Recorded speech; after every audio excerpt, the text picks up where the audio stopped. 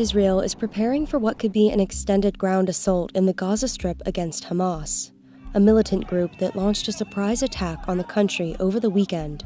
The plans for an offensive came as Hamas militants threatened to execute Israeli hostages if the government continues to bombard civilian homes in Gaza without warning.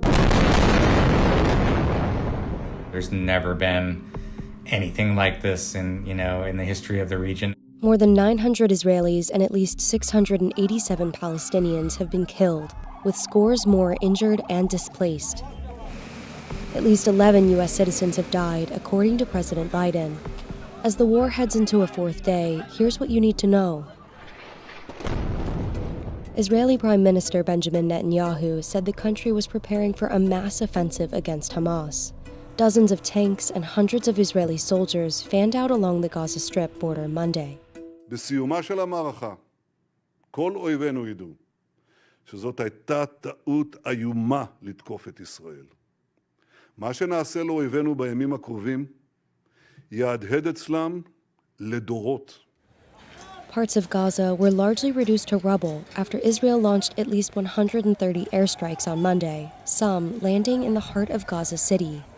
The strikes came as Israeli officials called for a total siege on the Gaza Strip, which would cut off food, fuel, and electricity to more than 2 million Palestinians living in the enclave.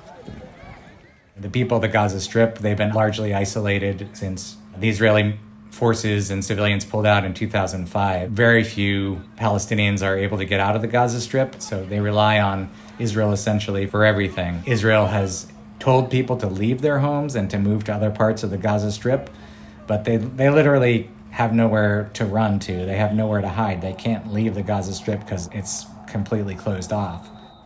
The humanitarian situation in Gaza was extremely dire before these hostilities. Now it will only deteriorate exponentially. Hamas on Monday threatened to execute Israeli hostages unless the government ratchets back its bombardment of their Gaza sanctuary. Spokesman for Hamas said the group will be forced to broadcast the execution if the targeting continues.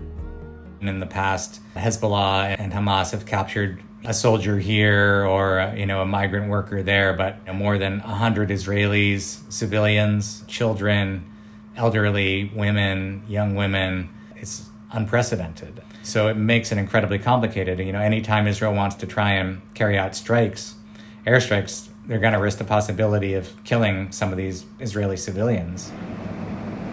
While the Israeli military said it regained control over its southern towns, border breaches in other parts of the country have raised concerns. The military said it killed a number of armed suspects that crossed into Israel from Lebanon on Monday. No one has immediately claimed responsibility for the breach of the border. The Pentagon warned Iran and Hezbollah, a Lebanese militant group, to think twice before joining the conflict. Another fear here is that there could be a new front opened on the Lebanon border with Hezbollah joining, and Hezbollah has much more effective long-range precision rockets. Israel has threatened essentially to bomb Lebanon back into the Stone Age if Hezbollah were to launch a fight like this. The war in 2006 was incredibly devastating to Beirut and parts of Lebanon.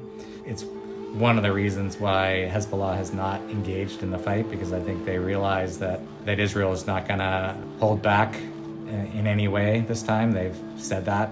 But if they're fighting two fronts, it's incredibly difficult to know how it's going to end.